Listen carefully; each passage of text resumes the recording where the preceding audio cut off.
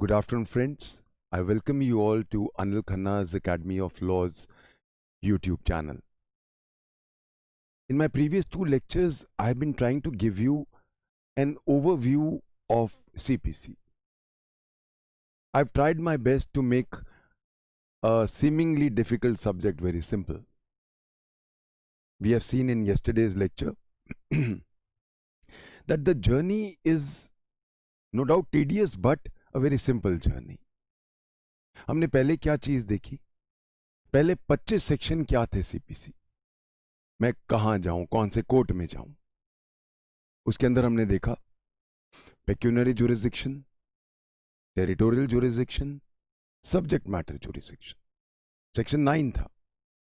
Section 9 में जब हम आए तो उसमें एक चीज लिखी हुई थी, अनलेस एक्सप्रेसली और impliedly barred by law.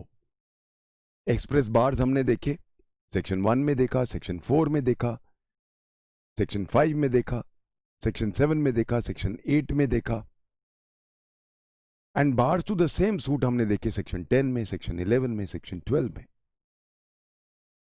Immovable property जा रही है सेक्शन 16 में, 17 में, 18 में। मूवेबल प्रॉपर्टी और पर्सन का जा रहा है सेक्शन 19 में। ऑब्जेक्शंस हमने देखे, ट्रांसफर वगैरह सेक्शंस 21 से 25। पहले 25 सेक्शन हम सिर्फ यही डिसाइड करते रहे कहां जाएं। Once that was clear, then the operational part of CPC became operative from section 26. 26 में word use हुआ, a suit shall be instituted by a plaintiff. उसका ऑर्डर था ऑर्डर 4। अब हमने कल डिस्कस किया था कि पेटिशन वर्ड यूज क्यों नहीं किया, क्योंकि पेटिशन एक ordinary petition would be a petition, but यहां पे a petition if it is governed by order 1 regarding parties, order 2 regarding claims, order 6 regarding the principles, and order 7 the entire format, return etc, तो वो फिर plaint बन जाती है। जब मैंने प्लेंट डाल दी तो नेक्स्ट स्टेप था डिफेंडेंट को बुलाने का। ऑर्डर 5 में हमने डिफेंडेंट को बुलाया, समन्स भेजे, डिफेंडेंट आ गया, उसने अपना जवाब दिया ऑर्डर 8 में, governed by the principles of order 6 of course। अब अपीयरेंस ऑफ पार्टीज हो गया या नॉन अपीयरेंस ऑफ पार्टीज हो गया ऑर्डर 9 में। ऑर्डर 10 से कोर्ट का रोल शुरू, फर्स्ट हेयरिंग, या अगर एडीआर में भेजना है तो वहां भेज दिया। ऑर्डर 11 में पेपर्स क्लियर नहीं है, प्लीडिंग्स में क्लैरिटी नहीं है, हमने पार्टीज को अलाउ कर दिया इंटेरोगेटरीज मांग भेज दो फैक्ट्स के लिए, या डिस्कवरी ऑफ डॉक्यूमेंट्स करा लो।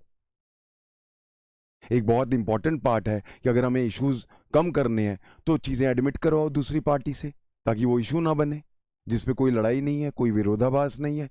We will have straight way admissions. तो एडमिशंस हमने मांगे नेचुरली 12 में। 13 में हमने सारा डॉक्यूमेंट्स का पूरा लॉ देख लिया, ओरिजिनल डॉक्यूमेंट्स डालने हैं, उन पे एंडोर्समेंट्स होंगी, कुछ इंपाउंड होंगे, फिर रिटर्न होंगे, वो सारा लॉ हमने देखा ऑर्डर 13 में।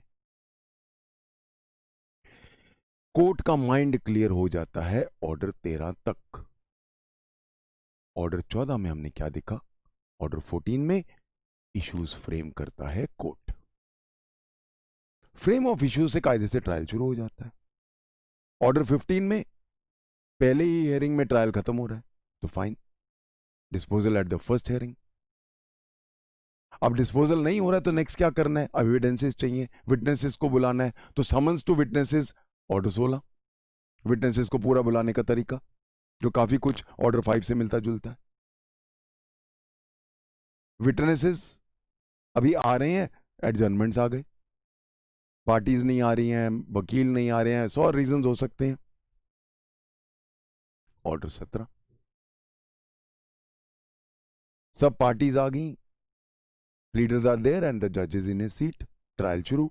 ऑर्डर 18, एविडेंसेस लेने शुरू हो गए, एग्जामिनेशन इन चीफ हुआ, क्रॉस एग्जामिनेशन हुआ, जरूरत पड़ी तो री एग्जामिनेशन हुआ, तो complete hearing of the suit order 18।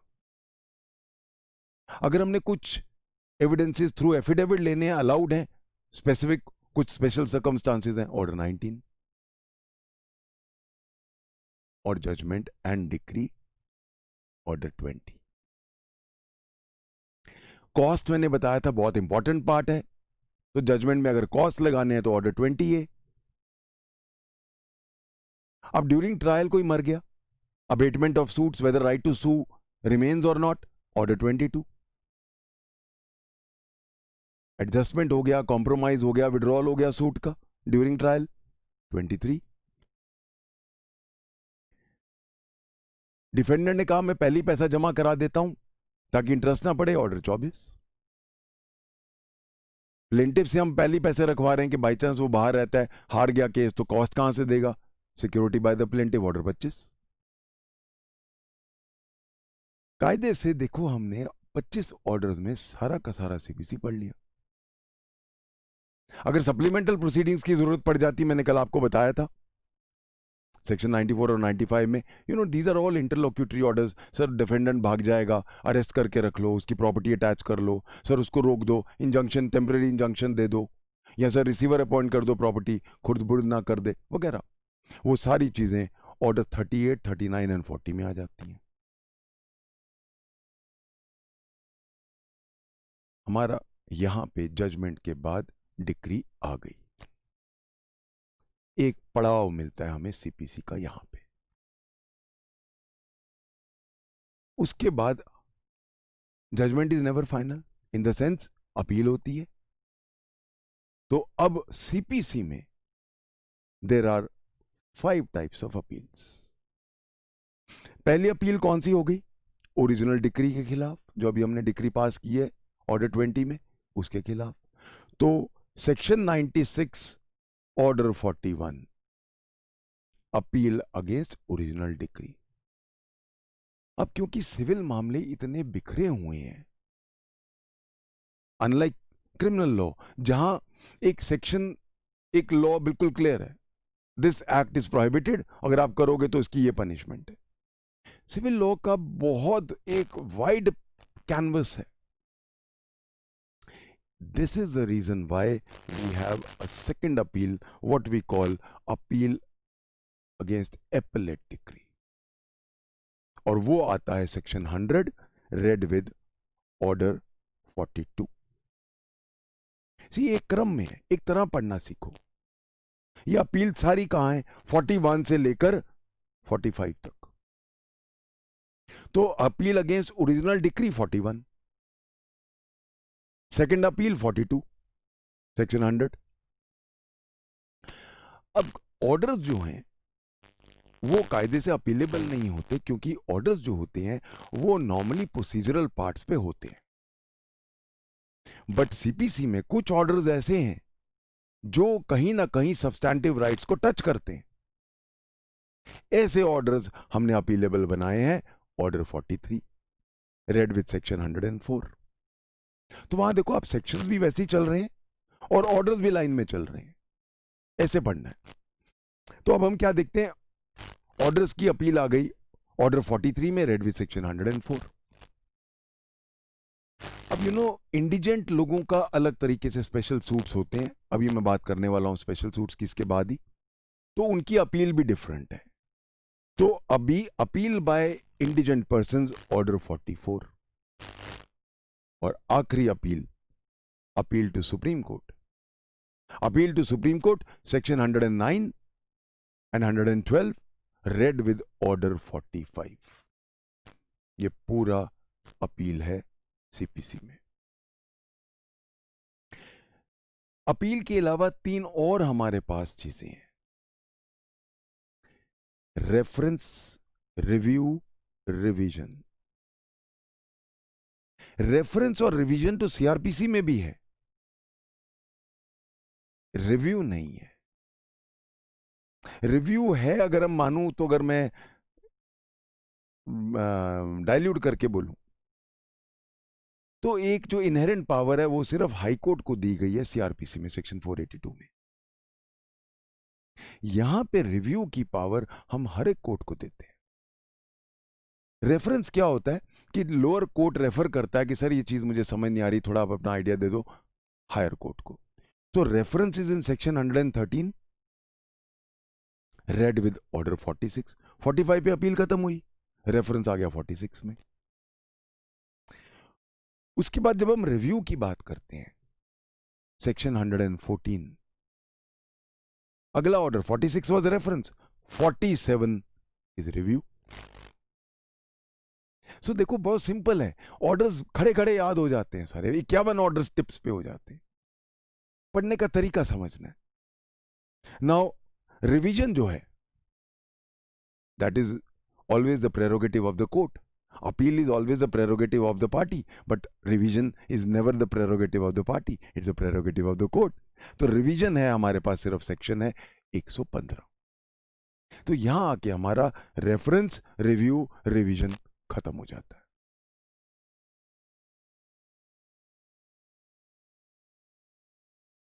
अभी सीपीसी का एक पार्ट और है. सीपीसी को हम दो मोटे पार्ट्स में डिवाइड कर सकते हैं. Ordinary cases, ordinary suits and special suits.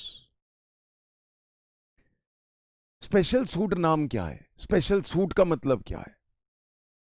Special suit का मतलब है वो सूट्स जिनमें ऑर्डिनरी प्रोसीजर जो हम पढ़ चुके हैं ऑर्डर 1 से 20 तक, वो फॉलो नहीं होता है.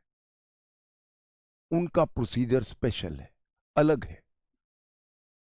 क्योंकि उनका प्रोसीजर अलग है, हम उनको कहते हैं स्पेशल सूट्स. ये सारे स्पेशल सूट्स आपके आते हैं ऑर्डर 27 से लेकर ऑर्डर 37 तक. ये सारे वहीं जाते हैं. सो कौन से हैं, एक बार लिस्ट देख लेते हैं. पहला आ गया suits by and against the government and public servants, और other public officers word use करूंगा. Public servant is the word used in IPC, public officer is the word used in CPC. तो section 78, sorry 79, 80, 81, 82, order 27, ये हैं special suits by and against government and public officers. Suits by aliens, foreign rulers वगैरह, sections 83 to 87. इनके अंदर हमने कोई order नहीं दिया. क्यों? हम फॉरेन रूलर्स के खिलाफ हाई कोर्ट्स को थोड़ा ना पावर देंगे रूल्स की. So that is why no orders are there on these matters. Then suits against military, naval, airmen वगैरह, order 28. Suits against corporations, firms, trustees, minors, lunatics वगैरह, order 29, 30, 31, 32. Family matters special suits हैं, अलग तरह से deal होते हैं, order 32A. Indigent लोगों का अलग तरह से सूट है, अलग प्रोसीजर है, ऑर्डर 33. मॉर्टगेजेस, ये बहुत इंपॉर्टेंट है. मॉर्टगेजेस का पूरा ऑर्डर 34 है. मॉर्टगेजेस का पूरा चैप्टर हमने पढ़ना है टीपीए के साथ अपेंड करके. जब हम टीपीए हमारा शुरू होने ही वाला है 24 जुलाई को, तो this will be interlinking all these subjects. Interpleader suits, section 88, order 35. उसके बाद जो हमारा एक बहुत इंपॉर्टेंट एस्पेक्ट है, आज की दुनिया में बहुत इंपॉर्टेंट चल रहा है, वो है एडीआर. तो आर्बिट्रेशन, स्पेशल केसेस, पब्लिक न्यूसेंसेस वगैरह, sections 89, 90, 91, 92 and 93, read with order 36. And finally, summary procedure, CrPC में भी है, सीपीसी में भी है, ऑर्डर 37. ये जो मैंने आपको अभी बताए 10 तरह के अलग अलग सूट्स, इनका नाम स्पेशल सूट क्यों है? कुछ स्पेशल नहीं है. इनका प्रोसीजर स्पेशल है क्योंकि इनका जो सब्जेक्ट मैटर है that needs to be treated separately. That is the reason why we call them special suits. अब मैं आता हूं लास्ट पार्ट पे सीपीसी के. Before I come to the last part, let me just tell you, our online batch will be starting on 24th of July. It's a 1-year course. जो मेरे students हैं वो मुझे अच्छी तरह जानते हैं. More than 5,000 students are there. We deliver about 160 lectures on CPC. I deliver about 150 lectures almost on CRPC, IPC. एक सेक्शन. सी एक चीज याद रखो, लॉ की अगर मास्टरी करनी है, एक वर्ड एक सेक्शन का पढ़ो, समझो, इंटरप्रेट करो और उसके ऊपर लेटेस्ट जजमेंट समझो, तब आप जज बनते हो. बिकॉज देन आप एक वर्ड खुद जज की तरह इंटरप्रेट करना शुरू कर देते हो. आईपीएस के बाद जब मैंने यहां पे अपनी एकेडमी खोली तो मेरे दिमाग में एक ही चीज थी कि मेरा स्टूडेंट इतना परफेक्ट हो लॉ में कि वो जाना जाए इस चीज के कि ये आदमी लॉ का विद्वान है. And really I am very proud to say मेरे 5,000 के 5,000 स्टूडेंट्स, उससे भी ज्यादा होंगे. All of them have done they made a huge name for themselves. Hundreds have become judges. So many have become ADS, law officers. But one thing I'm very proud. मेरा student दूर से ही पहचाना जाता है उसकी नॉलेज की वजह से. We come now to the last part of CPC. Decree कागज का टुकड़ा है. अगर आप उसको इंप्लीमेंट करके फ्रूट्स ऑफ द डिक्री मेरे हाथ में नहीं दे रहे तो क्या फायदा डिक्री. इसीलिए जो मोस्ट इंपॉर्टेंट पार्ट है, सेकंड पार्ट, जिसको मैं अपनी तरफ से सेकंड पार्ट बोलता हूं सीपीसी का, वो है पार्ट बी. वो क्या है? एग्जीक्यूशन. एक डिक्री एक कागज का टुकड़ा है, कोई वैल्यू नहीं है अगर उसको एग्जीक्यूट ना करूं. इसीलिए एग्जीक्यूशन फॉर्म्स, आई विल से, the backbone. Unfortunately, somehow the proper emphasis has never been given to execution. इसलिए जब आप लोग जज बन जाते हो तो एग्जीक्यूशन आपकी एक्लीज हील होती है हमेशा.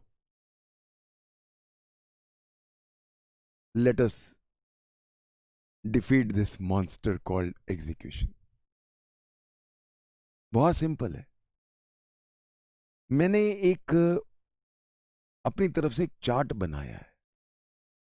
I put up a chart जिसमें मैंने पूरा का पूरा execution I have now summed up on one paper. Let's go through this chart.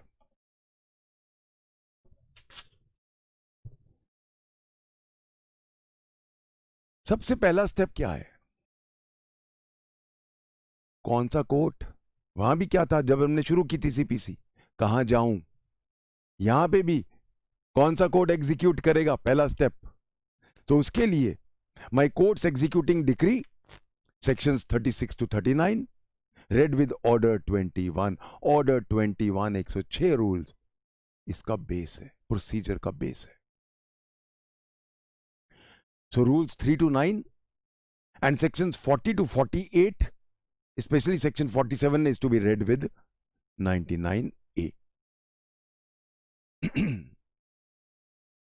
ये तो हो गया मैं कौन से कोर्ट में जाऊं एग्जीक्यूशन के लिए. चलो जी, मैं राइट कोर्ट में पहुंच गया.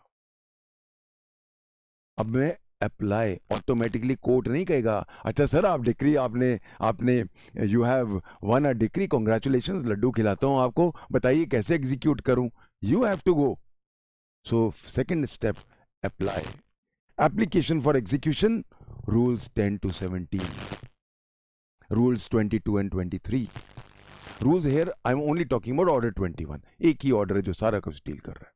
रूल्स 105 and 106 बहुत इंपॉर्टेंट रूल्स हैं. कई बार ये इंटरव्यू में पूछ लेते हैं, ये कोई भी कंफ्यूजन्स होते हैं वो सारा उनका उनका समाधान 105, और पार्टीज अगर नहीं आ रही हैं बाई चांस तो 105 106 में वो सारा क्लियर किया है। 105 और 106 rule, I will say they are quite like order 9, उस तरह का ही एक पैरेलल मान सकता हूं क्रूडली, अगर मैं कुछ ऐसा बोलूं तो। उसके बाद थर्ड एस्पेक्ट, मैंने अप्लाई कर दिया तो कोर्ट क्या करेगा? Issue of process for execution, rules 24 and 25। अगला स्टेप क्या है? पार्टी दूसरी कहती है जी स्टे करो, ये रीजंस हैं, so stay of execution, rules 26 to 29। अब बाई चांस जिसके खिलाफ हमने एग्जीक्यूट करना था, एग्जीक्यूशन करना था, वो मर गया है, तो enforcement against legal representative, sections 49, 50, 52 and 53। अब कई ऐसी चीजें होती हैं जो रेवेन्यू के मामलों से जुड़ी होती हैं, वो हमेशा कलेक्टर करता है in CPC. So partition of estate by collector, section 54। अब बाई चांस क्रॉस डिक्रीज है, दोनों जजमेंट डेटर हैं, दोनों ही डिक्री होल्डर भी हैं, तो ऐसे केस में execution of cross decrease, rules 18, 19 and 20। अब हम आते हैं मोस्ट इंपॉर्टेंट पार्ट जो है एग्जीक्यूशन के तरीके, मोड्स ऑफ एग्जीक्यूशन। इसका जो हेड सेक्शन है वो है सेक्शन 51। सो 51 के अंदर सबसे पहला पॉइंट क्या होता है, उसी क्रम से लेता हूं, तो मैंने अपना बेस बनाया है सेक्शन 51 को, और उसी से हम मोड्स पकड़ रहे हैं। पहला वहां मोड है डिलीवरी ऑफ प्रॉपर्टी, तो डिलीवरी ऑफ प्रॉपर्टी को मैं 3 पार्ट्स में डिवाइड करता हूं। Delivery of property of money decrees, rule 1, rule 2, 30, 41, read with section 73 sorry. दूसरा पार्ट है specific movable property, rule 31 and rule 79 to 81। Third, delivery of immovable property, rules 35, 36, 95 and 96। Attachment, rule 54। Second जो mode of execution है attachment of property, section 60 to 64, rules 41 to 57, and एक दूसरा angle आता है rule 58 and 59। तीसरा तरीका sale of property, sale of property section 65 से लेकर 72। अगर हम ऑर्डर में आते हैं, 3 पार्ट्स हैं सेल के, रूल 64 से लेकर 73 जनरल सेल, रूल 74 से लेकर 78 sale of movable property, and rules 82 से लेकर 94 सेल ऑफ इमूवेबल प्रॉपर्टी। अगला तरीका मोड ऑफ एग्जीक्यूशन का arrest and detention,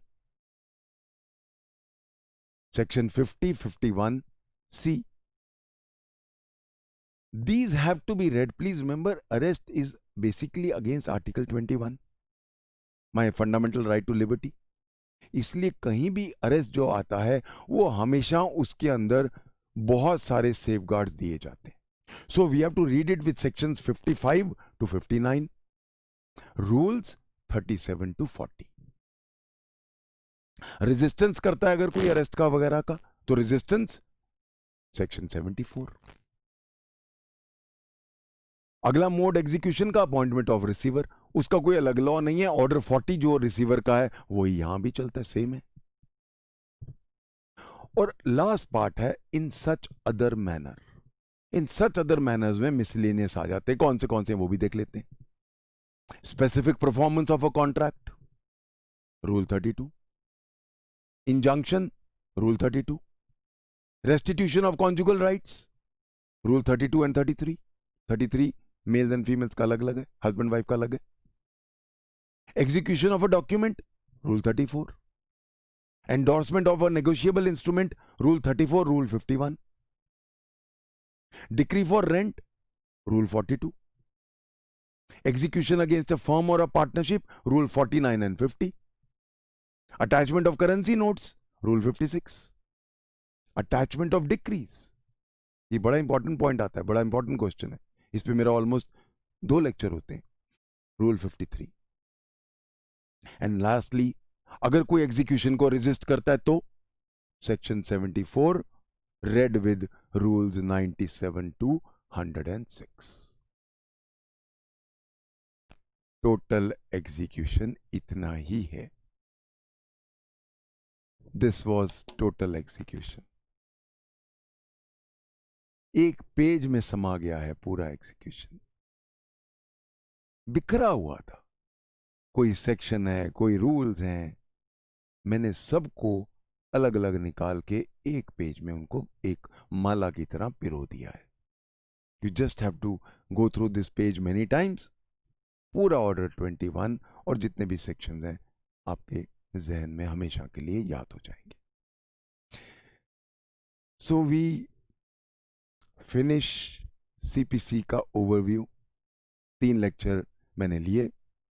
I hope I could make sense and I hope that CPC has now really become easy. It's no longer such a difficult subject जितना लगता है. Just go through my lectures. This is a skeleton lectures which I have given you. My real life lectures, as I told you, 160 के करीब lectures होते हैं. सिर्फ execution पे मेरे 47 lectures होते हैं. So I wish you all the best. मेरे अब next subjects में शुरू करूँगा. Thank you. Please share and subscribe us. God bless you.